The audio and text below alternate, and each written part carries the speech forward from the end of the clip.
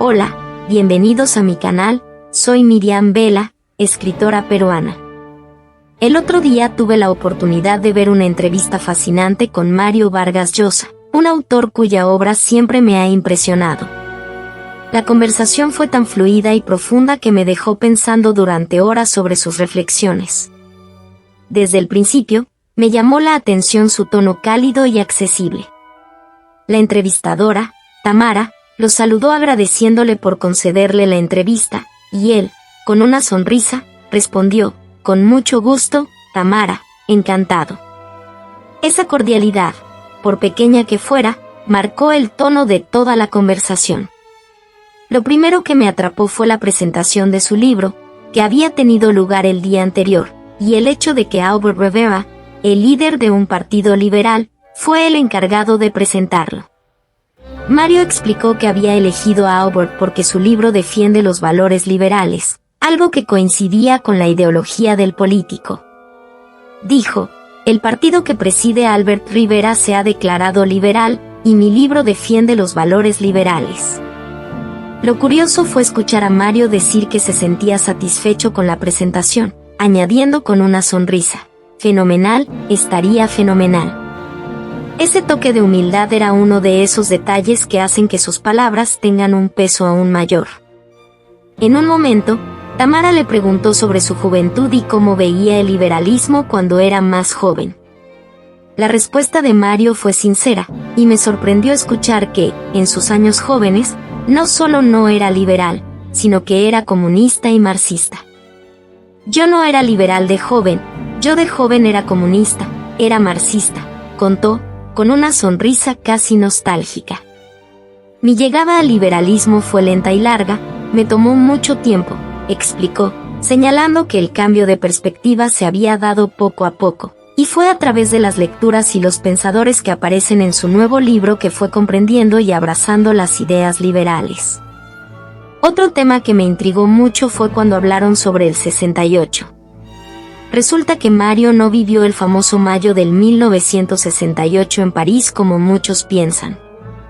Estaba en Londres, enseñando en la universidad, y vio todo desde la distancia. Lo que más me impresionó de su testimonio fue cómo veía esos eventos desde su perspectiva. Lo viví en Londres, donde el 68 no tuvo un gran efecto, comentó, señalando que el movimiento estudiantil de ese año no dejó una huella significativa en el ámbito político. Para él, lo más importante de esa época fue lo que significó en términos de liberación moral. Lo que significó en última instancia fue una gran liberación de las costumbres, dijo, con la seguridad de alguien que había visto ese proceso desde adentro. Yo me había liberado mucho antes que los jóvenes del 68, recordó, añadiendo que esa liberación llegó mucho antes, cuando aún era joven, en Lima, en un ambiente universitario que ya era bastante libre para los estándares de la época. La conversación dio un giro interesante cuando Tamara le preguntó por qué no tenía redes sociales. Mario lo explicó de manera simple y clara, no las necesito, no me hacen falta. Le gusta leer periódicos de papel, seguir las noticias por televisión y disfrutar de los libros. Soy un lector de periódicos de papel, no de imagen, comentó con una sonrisa. Me pareció que su postura sobre este tema era muy coherente con su enfoque de vida, muy centrado en lo tangible y lo profundo, lejos de las superficialidades del mundo digital. Pero sin duda, lo que más me impactó fue cuando hablaron sobre su incursión en la política. Mario explicó cómo nunca pensó que terminaría involucrado en política, pero cómo las circunstancias lo empujaron a ello. Una cosa es la política hecha desde una biblioteca y otra cosa muy distinta hecha desde la calle, en una campaña electoral, comentó, refiriéndose a su experiencia como candidato a la presidencia.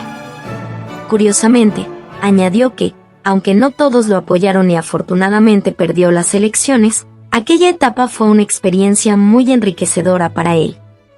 Todos no, porque afortunadamente perdí las elecciones, dijo, con una mezcla de humor y reflexión.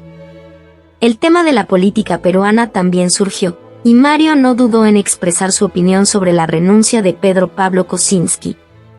A su juicio, Kuczynski cometió un error grave al incumplir una promesa crucial sobre no indultar a Fujimori, lo que dejó una gran decepción en muchos de sus seguidores. Kuczynski se había colocado él en una situación imposible, dijo con firmeza. Fue muy decepcionante para quienes votamos por él, comentó, añadiendo que pensaba que, por su formación y experiencia, Kuczynski sería un buen presidente.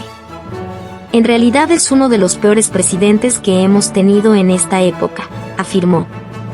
Finalmente, con una reflexión amarga pero certera, concluyó, es una suerte que haya tenido que salir antes de terminar su mandato.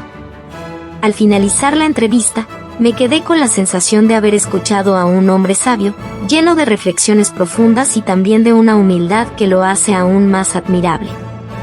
Mario Vargas Llosa no solo me dejó pensando en sus opiniones sobre la política y la moral, sino también en cómo la vida y sus vivencias pueden transformar a una persona, llevándola a cuestionar sus propias ideas y encontrar nuevas perspectivas.